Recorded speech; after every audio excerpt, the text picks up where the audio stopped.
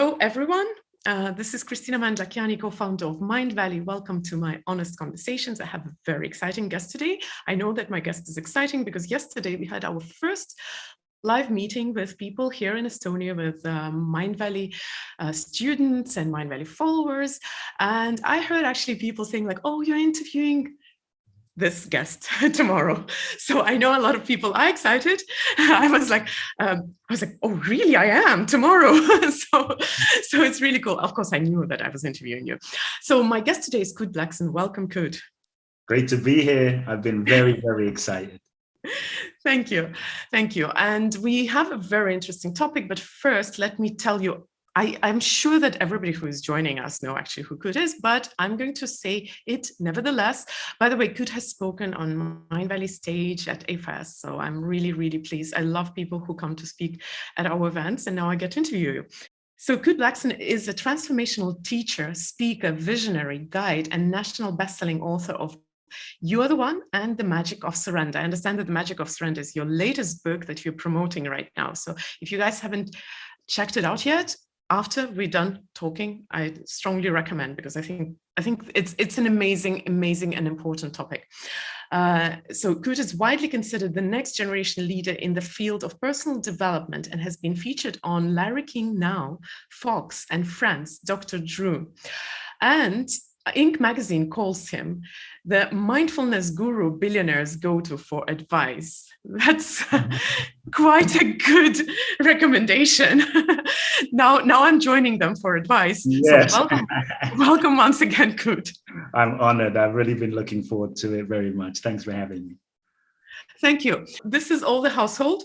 Kute, now to the topic, the arts of surrender. I'll ask you a very nerdy question. Nerdy question. Okay. Yes, for the starters. I was researching a little bit, you talking about surrender, and I've discovered that you actually talk about surrender and letting go not as interchangeable concepts. Mm. And that actually really was curious to me. Can you go a little bit deeper in explaining what is really surrender and how is it different from just letting go? Or maybe I just misunderstood something. Yeah, I think there is this misconception about surrender in our culture being like passive or being weak or being like if you surrender, you won't get what you want. If you surrender, you're going to be taken advantage of. If you surrender, you're going to be lazy. But I actually think surrender is a active process in terms of a way of living life. What I will say, actually, I think whether we are consciously participating in the process of surrender or whether we're unconscious about it as human beings, just the fact that we're alive and we're breathing and we're existing, life itself is a process of surrender. So on some level, you can't not be surrendering. It's just about, are you participating consciously with surrender or are you resisting surrender? Because every breath is surrender. As you age, it's surrender. The body ages, things happen, the hair turns gray. We have to surrender. At death, we have to surrender. And so there's this idea that if you surrender, you don't get your dreams, goals, and desires. And really what I'm inviting people to consider that, what if you surrender and you didn't get less, you got more? You got more than you can imagine. You got more than you could visualize and dream and intend for yourself. And so to surrender, just to set a context, is to let go of control, let go of the idea of trying to control and manipulate and force life to be something that we think it should be based on often our limited concept, our limited idea of who we think we are. And to surrender is to let go of this idea of who we think we should be, this idea of how we think our life should be, and actually the willingness, the humility, the openness to live in a state of openness, to live in a state of curiosity, to allow life to reveal itself to us, to allow life to kind of guide us and lead us in a certain way.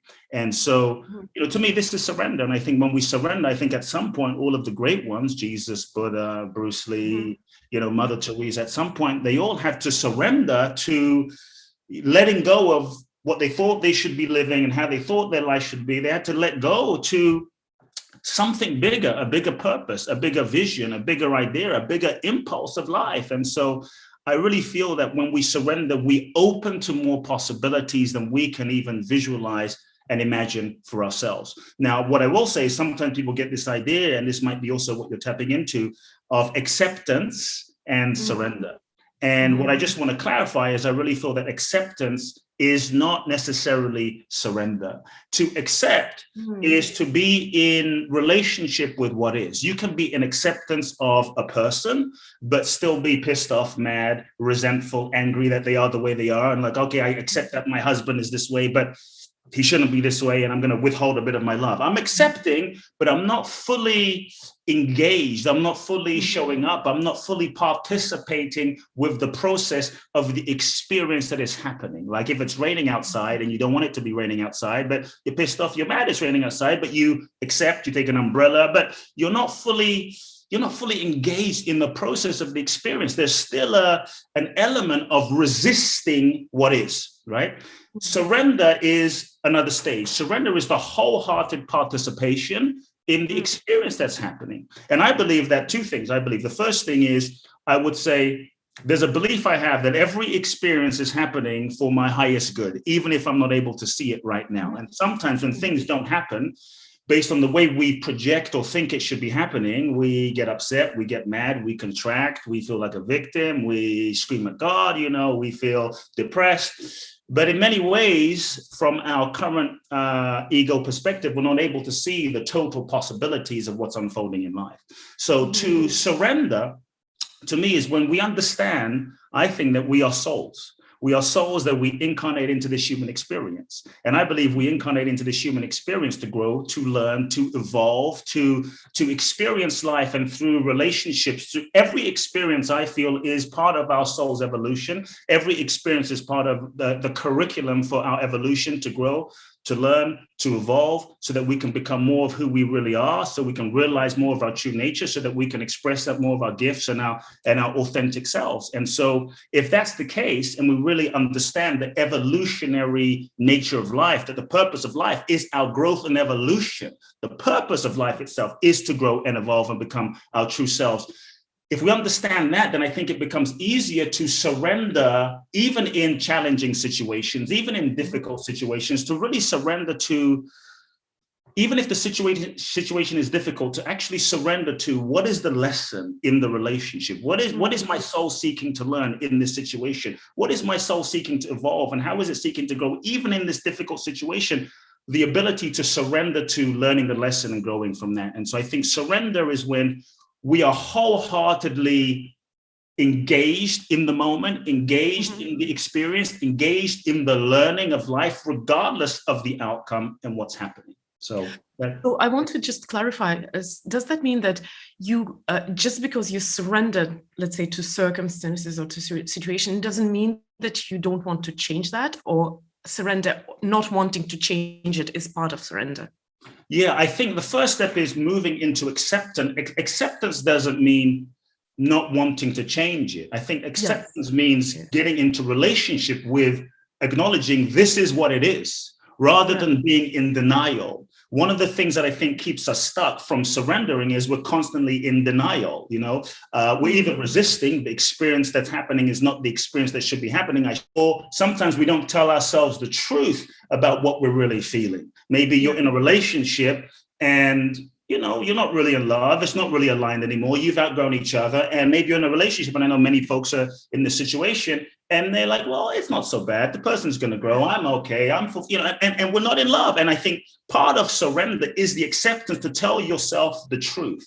I think that's one place that people can start, is the willingness to tell oneself the truth about who we are and about what we feel. And so it might just start by saying, you know what? This relationship is no longer working for me. It's scary, it's terrifying, but a surrender to the truth of, I'm no longer in love with this person. We've outgrown each other. We're no longer compatible. And I think that is where surrender starts. Between acceptance and surrender, there is a phase that I think a lot of people miss. And I think this is one reason why many times we don't fully move into the full-blown, open-hearted surrender, because surrender is a death in a certain sense. Surrender is a death of an idea of the life we think we should be living, an idea of a dream, the idea of who we think we should be. It's a letting go of an identity. It's a letting go of something. Many times we're holding on. And so one of the phases I think that is really important to acknowledge, that is needed for true surrender, is the phase of grieving.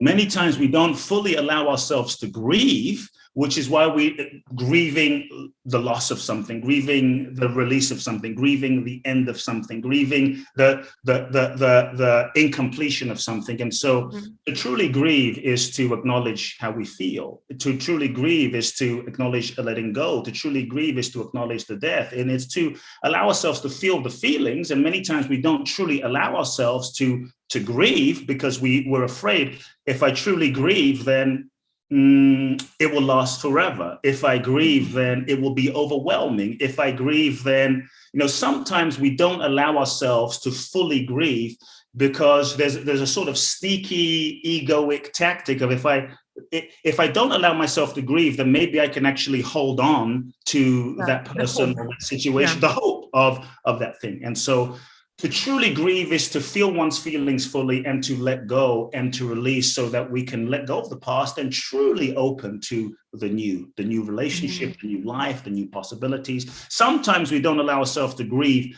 as a spiritual bypass, in a certain sense of I want to stay in a high vibration, law of attraction. I want to stay in a high vibe, only positive energy. And we don't realize that by suppressing the so-called uncomfortable feelings of grief, we'll call them negative feelings, but it's not really negative. It's just the energy of grief. The painful feelings, by not feeling them fully, all feelings that we don't feel fully often find a way to express themselves in unhealthy ways. And we just carry that old energy with us. And so I think grieving, which is what a lot of people miss, grieving is the process of allowing yourself to honor those feelings fully, and all feelings remain present till fully felt. When we feel those feelings in a conscious, intentional, healthy way, not wallowing, but feeling it in a conscious, intentional, and healthy way, the feeling and the cycle of the grief completes, that energy releases, our vibration shifts, we're lighter, we're freer, we're much more able to embrace the new and surrender to the new possibilities. So the sidetrack question,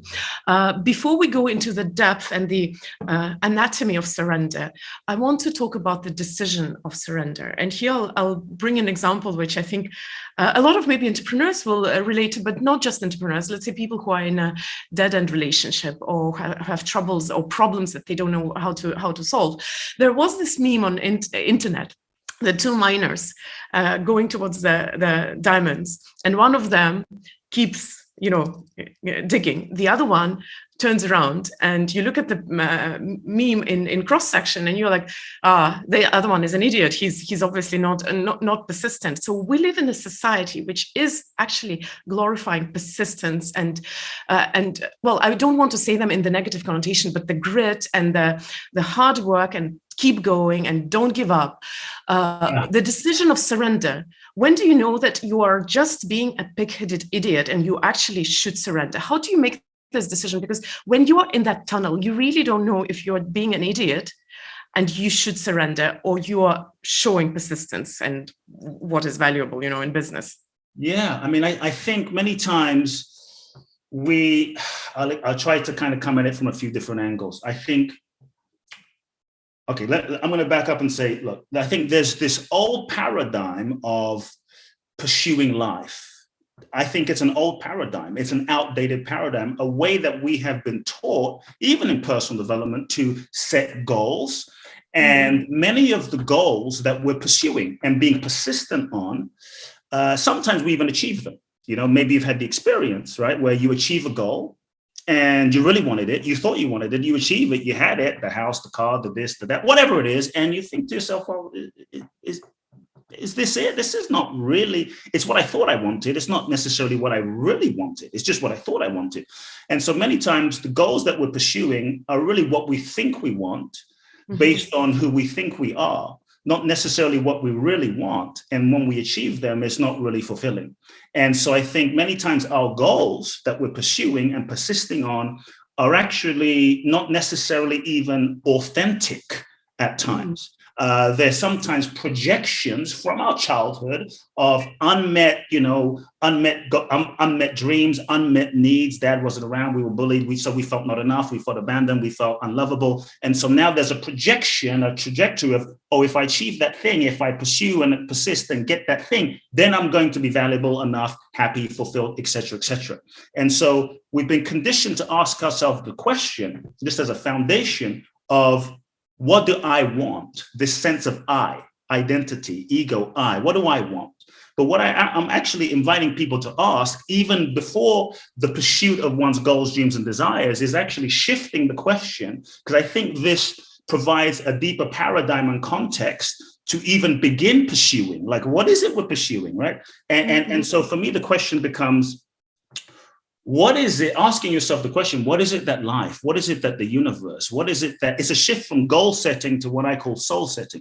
What is it that the universe, what is it that life, what is it that my soul is seeking to express? What is the deepest impulse that my soul is seeking to manifest and express through me? And then allowing yourself to be still, to listen, to attune to that, and then navigating and structuring and sequencing your marketing, your strategy, your goals, your intentions, your visualizations, your manifesting, your persistence based on what is truly aligned and what is truly authentic. Because many times we're persisting in things that are more really arising from ego rather than our true authentic soul's expression. I think when we're really following our soul, when we're really following our deeper soul's impulse, there is an energy, there is a flow. Sure, it might be challenging, we have to work hard, but the journey, the pursuit, the experience, the evolution, there is a flow that drives us that is deeper than the achievement, deeper than the attainment, and many times when we're in that flow, things open up. Many times when we're not in that flow and we're persisting in things that aren't necessarily authentic, there's roadblocks and we're pushing. It's a constant struggle. Things don't open up. There's not a flow. And so I think when we follow our souls, number one, there is a flow. There is a natural flow. Doesn't mean it's not challenging, but there is an energy. There is an energy. We're riding a current. It doesn't feel like we're necessarily forcing something.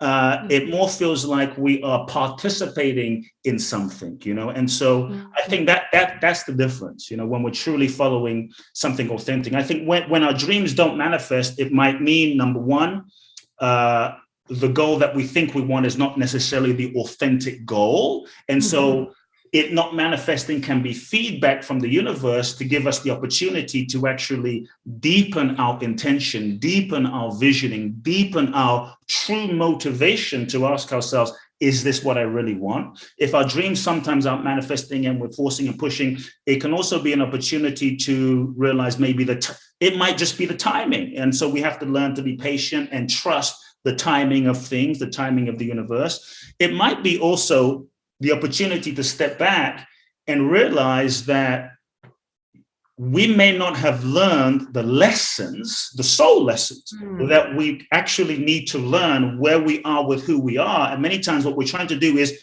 push ourselves and force ourselves to get to that next level, to manifest something.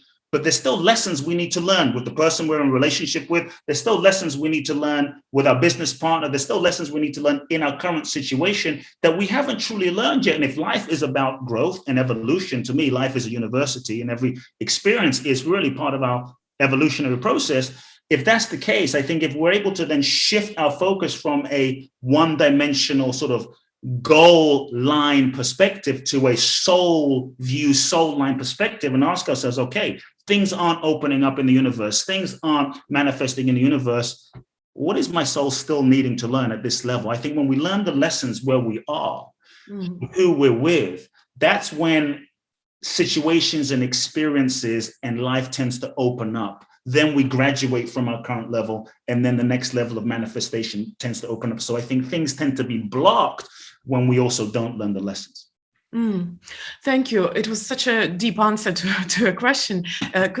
You already touched upon authenticity and honesty with oneself. And here, my question is maybe a little unfair because I've asked people around, and it's not research, it's just my perception, my personal perception, is that people generally believe that they are honest with themselves. Yes. Yet delusion, in the nature of delusion, is not realizing if you're not honest with yourself. And I heard this interesting quote, I don't remember the source of it, that a very powerful mind can create a bulletproof delusion, which is particularly interesting.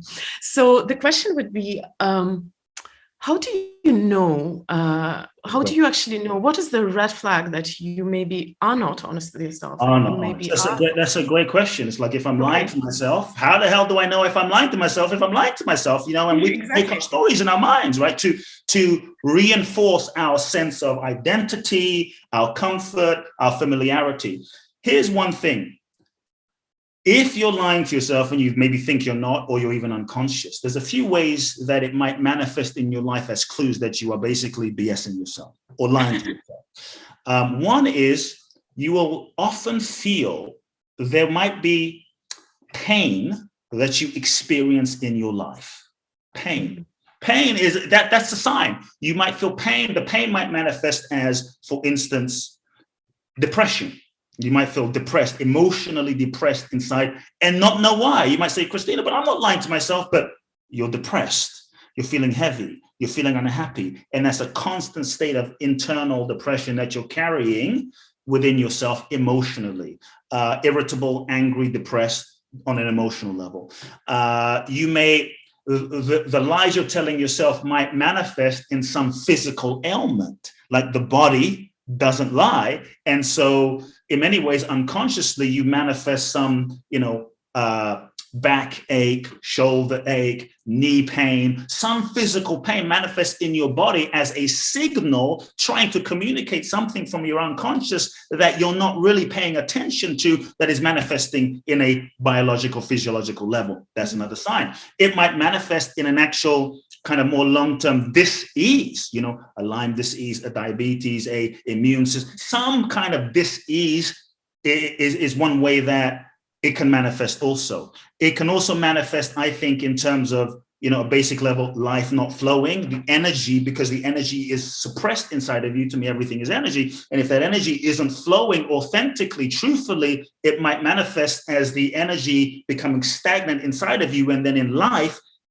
things just kind of go a bit off in life and not quite flowing naturally because your truth isn't flowing naturally. It also, one way that you can pay attention in terms of, well, how do I know if I'm lying to myself? You might manifest, for instance, in your relationships, friendships, relationships, people in your life that reflect your own suppressed feelings. So you might start manifesting, let's say, people that are depressed. Oh, I'm fine, I'm telling the truth. But you manifest people that are sad, depressed, angry, that actually act out your own true emotional state. And so these are some ways that you might know that you're lying to yourself. But here's the thing. In our culture, when we feel pain, we're taught that pain is bad. Pain is negative. Pain is not spiritual. Pain is not sacred. I'm actually saying pain is your friend. Pain is a gift. Pain is a blessing. Pain is really simply neither good nor bad, but it is often, if we're lying to ourselves, staying in relationships that we know aren't right, staying in a job that we hate, that we have to betray ourselves, betraying ourselves to get love and validation and approval from those around us, lying to ourselves in some way, it's meant to be painful. So if we're feeling pain, there's a reason. It's meant to be painful. We're not meant to stay in a relationship that we know is not right, or a job that we hate, or betray ourselves and feel happy. Then we'd be really messed up, And so if we're feeling pain, I think we have to learn to cultivate a relationship with that pain, to really get curious, to pay attention, because that pain is simply giving us feedback and a message that we're needing to listen to, understand, pay attention to, so that it's showing us that something is needing attention. There's somewhere where we're not in alignment. So if we're able to be still and listen, and really then use that to be honest with ourselves, then we can start bringing ourselves back into truth, back into alignment by simply asking ourselves, okay, what is this pain trying to communicate to me? What is this pain trying to tell me? What is the message of this pain? What am I not paying attention to? What am I not being honest about? What am I in denial of? What lies am I telling myself? What am I pretending to not know? What am I, not being honest with myself, and just sit with the pain? Because if we really are willing to dialogue with the pain will reveal a deeper truth to us that we're then able to either feel or deal with.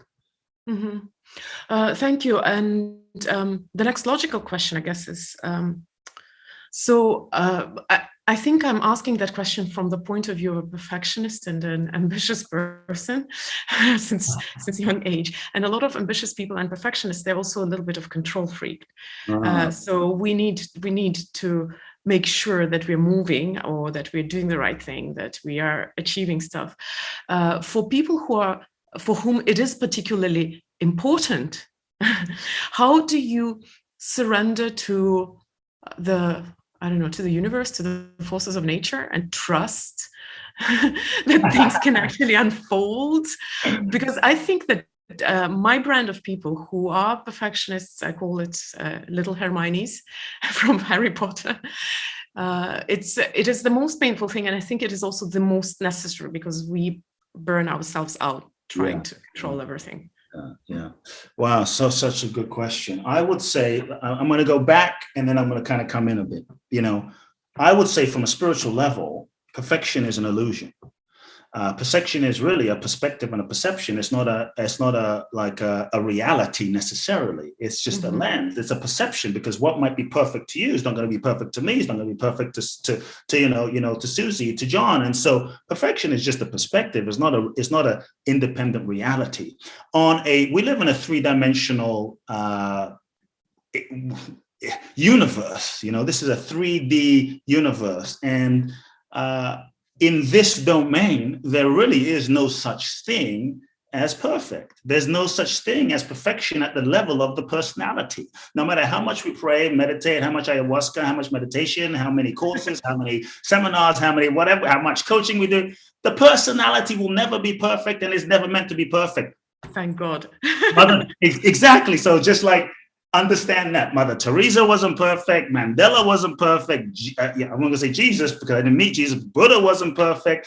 Who else? Martin Luther King wasn't perfect. The personality will never be perfect, and that's perfectly okay. So I think we have to understand there's no such thing perfection. We live in a world of interdependent, polaric opposites in the nature of life: up, down, black, white, yin, yang, good, bad, positive, negative, male, female. It's just the Tao. And so when we can really understand that this is not the realm of perfection, and perfection is just a perspective, then I think it can start maybe freeing us up to just start seeing things for what they are. And so in terms of trust, I'll ask you this question.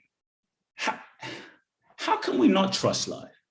If we really take a step back, and we really just step back for a moment, Kristina, how can we not trust life? It's a miracle that we don't trust life. Like, take a moment. Right now, you and I, we're breathing. We're breathing. It's happening. You and I, you're not trying to breathe. You're not sitting here right now on this call with me, with everyone, all the amazing folks going, okay, cool, we're doing this interview, but we have to breathe. Okay, breathe. It's just happening. You're having a conversation. I'm having a conversation. Breath is happening. You don't know how, I guess there's all sorts of, biological, scientific reasons, but it's just unfolding. It's just happening. You had breakfast this morning, maybe a kale salad, an apple, a cereal, what have you. Well, digestion is just happening. You don't have to pray, meditate, do some 17-dimension meditation. It's just happening in spite of us. To me, one thing that we can do is bring our attention to this mechanism. Let's not even be spiritual. Let's just be biological. There is an innate intelligence in this physiology that as human beings, we don't pay attention to. If you cut your finger right now, you don't have to pray. You don't have to meditate. You don't have to be a good person. There's an intelligence that knows how to heal itself if we just create the space. yet as human beings, we've kind of like disconnected and lost touch with this innate power and this innate healing intelligence, this innate infinite intelligence that is functioning us. If you look, so I would say tune into your body and feel this intelligence that is functioning you. You're a miracle. I'm a miracle. There's trillions and trillions and trillions of cells that are interacting and configuring and dancing and in communication just to even say hello.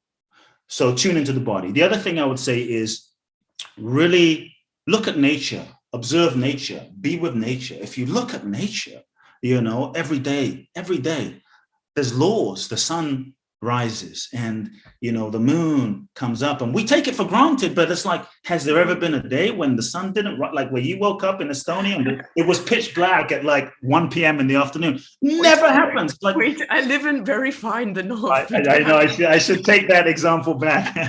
No, that's why I said it's a good example for most people. For most people, right? But I said the sun is out. So all I'm saying is there is an intelligence. There is an intelligence that I think as human beings, we've lost touch with because we've been so conditioned by media and society, and we've been programmed that we've disconnected from nature, that you, me, we're a part of this nature, the same intelligence that is living life, the same intelligence that's breathing you, breathing me, breathing 7 billion people, functioning existence, I feel is the same intelligence that is living and functioning us.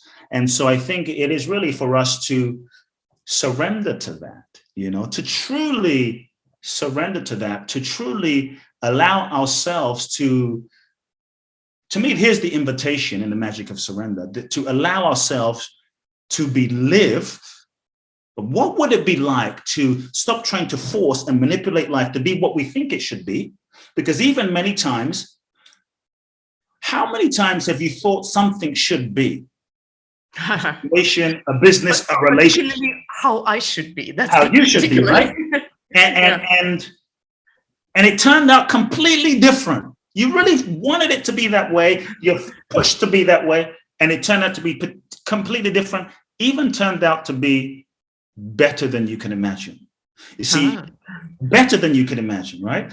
And so I think many times we look at something, we project into a situation, we project into a relationship, and we're only able to project into a situation from the particular lens of our own identity, the particular lens of our own ego structure, which is conditioned based on the past. And so we're often not able to, even when we think we know what something is or where we're going or what something looks like, talk about in control, we're not able to see the entire picture of what something really is. So many times, even the idea that we know or the idea of control is in and of itself an illusion.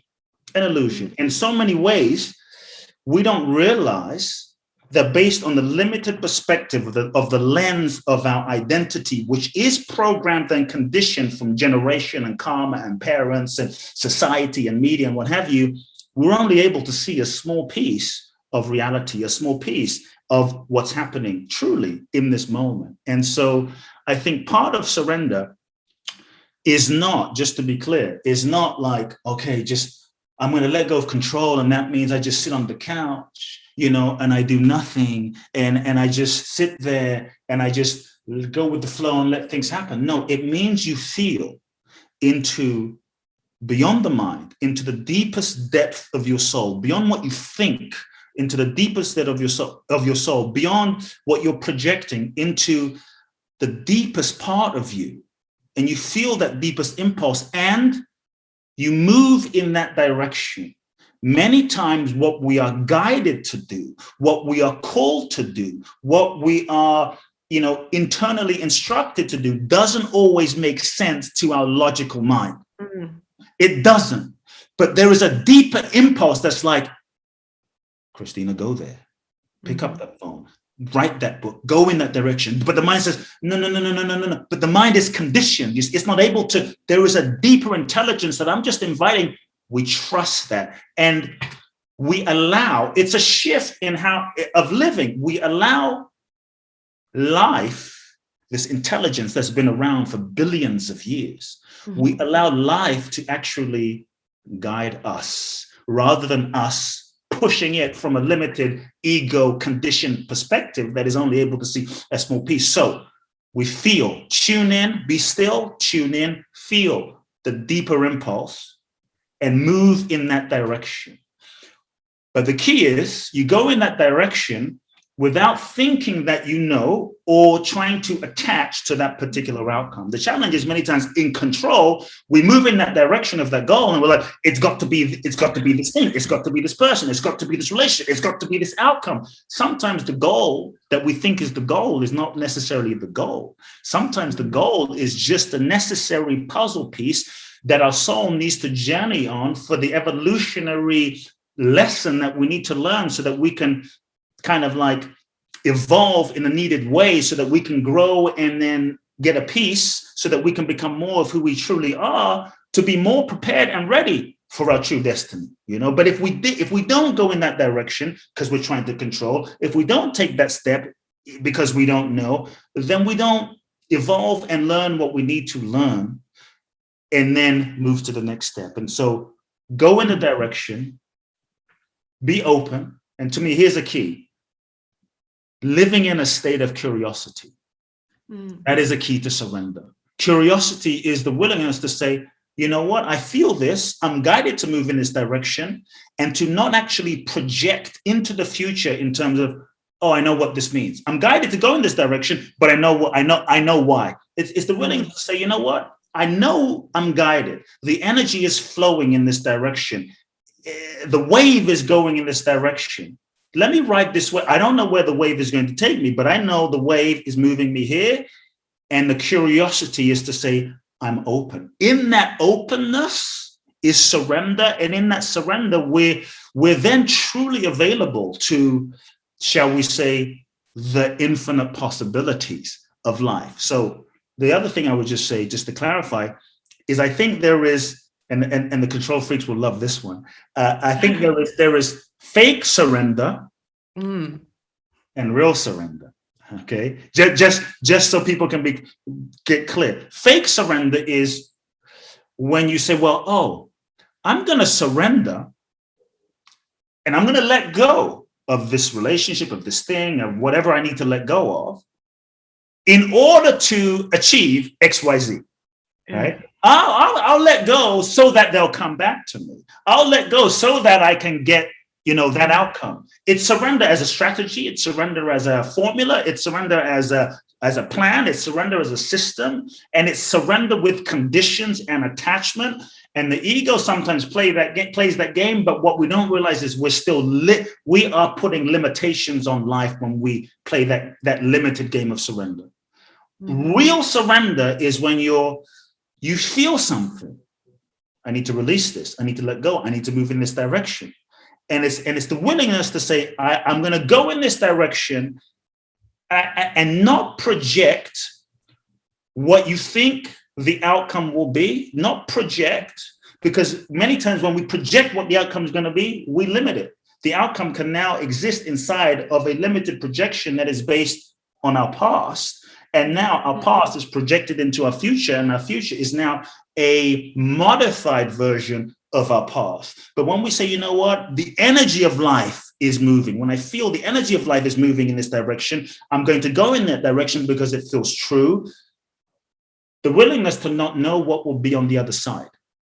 It might sound a little scary, but the willingness to say, I don't know what's going to be on the other side, but I know that this direction is true. I know that this direction is right. Then when you move in the flow, it's like riding a wave. When you move in the flow of that wave that feels true, I need to write that book. I need to move to Estonia. I need to go, to Brazil. I need to do that thing.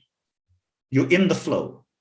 Then, because there's not a projection based on the past, you're standing in a space without limitation. That's when you've entered a zone of miracles. To me, that's when you're in the space of magic, real magic.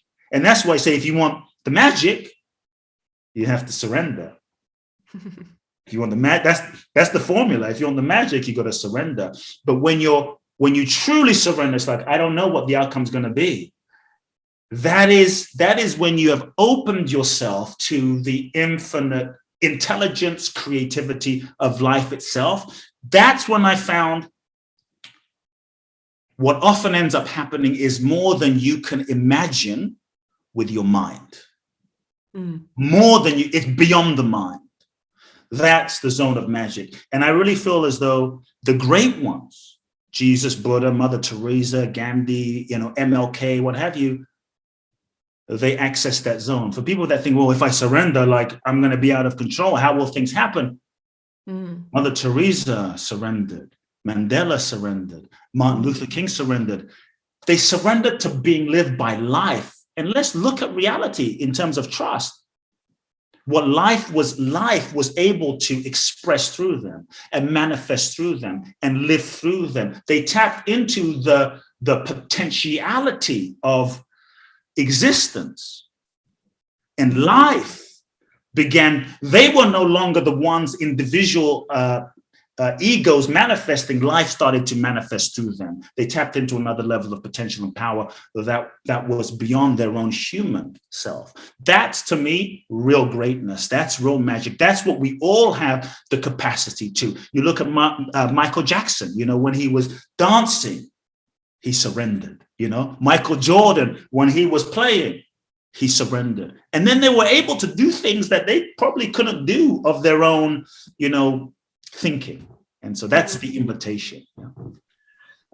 Thank you so much for such a deep philosophical, I love philosophical approach answer to that. And guys, I actually have at least a whole row of philosophical questions I'd like to ask Kute, but I'm going to surrender to the fact, and this is a fake surrender, obviously, to the fact that we have 7 questions that came into Q&A. So Bianca, tell us, is there anyone who's willing to join us and ask the question, preferably the person whose question got the most likes? Meanwhile, I'll take a picture. I'm promoting right now Sam, who got the most of the votes for the question. And Sam, you can prepare to come live and ask the question yourself. Hello, thank you for having me. Amazing talk, by the way, amazing. And I'm pretty sure you answered some of this already, but I'll ask the question as I wrote it. How do you distinguish between surrendering, say you are considering a new big life decision, and running away from your current circumstances? How do you distinguish surrendering? Yeah, if you're making a new life decision. Okay. So, what I will say is you can't really run away from your current situation, even if it looks like you can run away. You can run away from the circumstance, but you can't run away from the lesson. And so even if you run away from the circumstance physically, the lesson that your soul is seeking to learn in that current situation, unless you learn it, understand it, digest it, integrate it, you might move job, move relationship, move countries. That lesson is something that's inside of you that you'll simply manifest, recreate in another situation somewhere else with someone else, different person, different house, different job, different boss, different, different state. The lesson, all lessons repeated until learned. And so if you're feeling like, oh shit, I'm running away from something, I would invite you to really be still and resolve that lesson where you are before you make that move. Doesn't mean you won't move, but resolve that lesson where you are. Does that make sense? Because if you don't, you'll recreate that lesson wherever you go. It will just, simply, it will just follow you. It will just follow you. So there's a difference. Yeah, that makes sense. Yeah. And when you resolve that lesson, it's like, this is what I'm seeking to learn here, this is what I need to resolve here, then I think there will be an internal completion. When you don't resolve the lesson where you are, even if you move into a different situation, different circumstance, you may also not be able to, let's say, sustain the result or the success in a new situation. And the internal completion, that's like a felt thing. You sort of. It's something that you will feel internally. You will feel it. It's like, yeah, I'm done. Yeah, I'm complete. And it's not necessarily like you leave, you're like, I'm pissed off and I'm mad and I'm angry. It's like, it's just, we're done now. It's a graduation, right? It's a graduation. Yeah. Okay. I think in life, you don't necessarily get what you want or what you visualize or what you intend, right? Or what you affirm. You get who you are. You get what you are in the state of your consciousness. So if you evolve and you grow and you become who you need to be by learning the lessons in your own evolutionary process, your consciousness shifts. And as a result of your consciousness shifting, what has to shift in your life is the circumstance and experience. So if you shift your consciousness and learn the lesson, right, then whether you like it or not, the physical circumstance will naturally have to shift, in that you'll attract a different job, you'll attract a different situation, or because your consciousness has shifted inside of yourself, if you don't make a physical move, the energy will start to combust in your life because you've outgrown your current circumstance or situation, and things will begin. There will be an energetic friction in your current experience, and how that will manifest is, as an example, you're in a job and your boss starts acting weird and things start getting a little up because you've outgrown your situation. So it has to expand in some way to move you out, because energetically, consciousness wise, you're no longer a vibrational match for your current circumstance. Yeah. And a lot of people are trying to get to the next level or make another move or get into the next level of manifestation or relationship, but they haven't evolved, they haven't become that within themselves. Does that help? Oh yeah, that's amazing. Yeah, that makes complete sense. Yeah, cool. It takes a while to digest that, but it's all amazing information. Yeah. Guys, you get to watch those videos again. I think we do put them up. Sam, thank you so much for your question, and Kute, as usual, the answer. You know, I've already made mental notes of some quotes that I should actually post after the interview. And you just said an amazing thing, that you can run away from your circumstances. You can't run away from your lessons. Guys, we do have a little bit of time for one more question at least. I'm passing the microphone to you. Just unmute yourself, Ryan. Ryan, you're on mute right now. Unmute yourself. You have to unmute. There's a microphone down there. Yeah. No, still microphone is still deactivated. Ryan, I'm sorry. We'll make a last attempt, but maybe we'll get someone actually with the voice to come and ask the question. Bianca, is there a chance? Because we have a few minutes left. I'm trying now to bring the next question live, or I can ask the question from Ryan. Yes, do ask. Right. So Ryan asked like this: how do I surrender to my ego and let it go so it stops ruining everything in my life, from friendships and possible women relationships? It causes me to cling or think I'm better than someone. Wow, that's a big question, Ryan. I'm going to answer in a short way based on the time. To me, the ego is not the issue. Everyone has an ego as a human being. Ego is not a problem. Ego is not the enemy. I would simply say that ego is the understanding of the ego, and shifting one's relationship with the ego is really the key.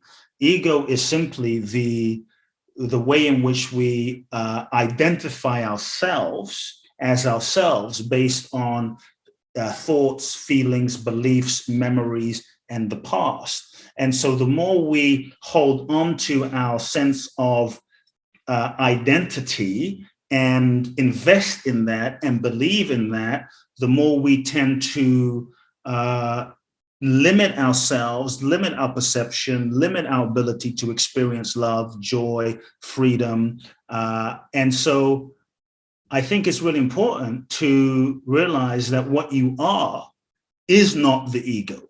You know, it's the belief in the fact that you are the ego, Ryan, the beliefs, the thoughts, the stories, et cetera, and then we identify so tightly to that creates the suffering.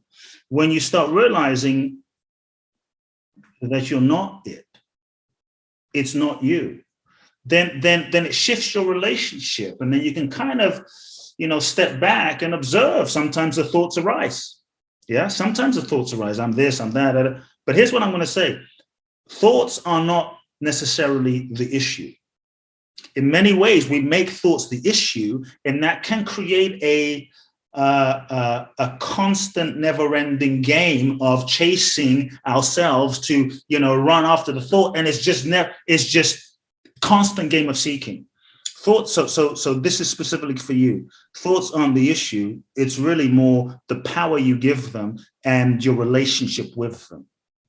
You're not your thoughts.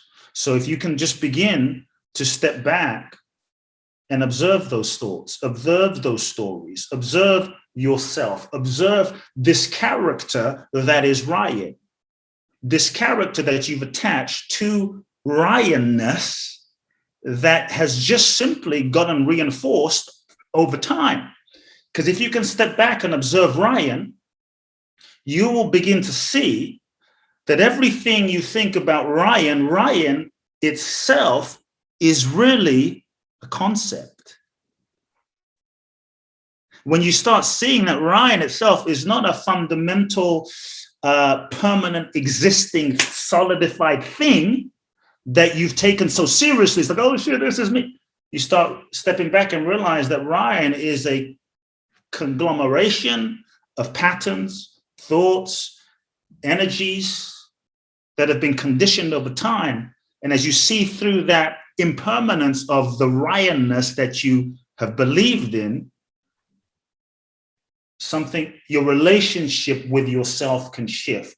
And those patterns can be floating. It's not about being perfect, but the patterns that may have caused you problems start kind of dancing, but you can begin to observe them a bit more, watch them a bit more, question them a bit more, and that can create a bit of space. So there's more I could say, but let's leave it there for now.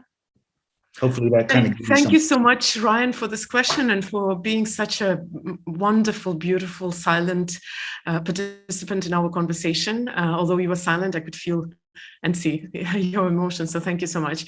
Thank you, Kute, for again for opening up a door and leaving us with this little itchy feeling like, can we talk more? So the logical question, if people want to go deeper into what you teach, what would you suggest? Sure, how to follow you? Yeah. Couple of ways. Just my website, kuteblackson.com. That's Kute Blackson.com. My book, The Magic of Surrender, is on Amazon. Instagram, say hi. Facebook, say hi. I do a deep dive event in Bali when Bali's open, where we go really deep. www.boundlessblissbali.com, and just on the internet, I'm reachable. Thank you so much. Traditionally, I want to ask everyone to leave a heart for my wonderful guest in the comments. If you're watching it in the chat, if you're watching it in recording, then in the comments, obviously. Kute, thank you so much. Really big heart to you, and for your generosity and for your depth and wisdom. Huge thanks. Thanks to everyone who joined us, who asked questions, who left comments and emojis, and thank you to Bianca actually too. So thank you to everyone. It was a pleasure, and I hope we'll see each other sometime soon in real life, in physical world. For sure. Everyone, bye, and see you in a week, hopefully.